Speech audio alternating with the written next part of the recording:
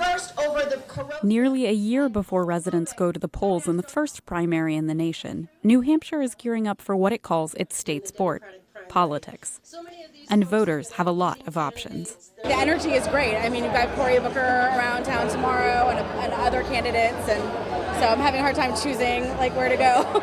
On a recent weekend, presidential hopefuls Cory Booker, Kirsten Gillibrand, and Pete Buttigieg held multiple events in the state, working hard to distinguish themselves from one another. So let's do something different. My experiences are very different than most of the people in this campaign. In fact, I don't know of anybody who's run a large city and succeeded in creating its biggest economic development resurgence in 60 years. Well, my story is very different. I come from a rural part of New York State. My first House district was a 2-to-1 Republican district. I won that district twice, the second time by a 24-point margin.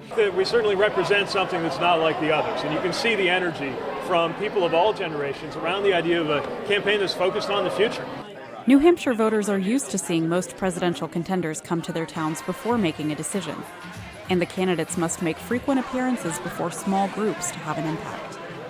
And so when they challenge each other and try to create differences and contrast with each other, that's actually good for campaigns.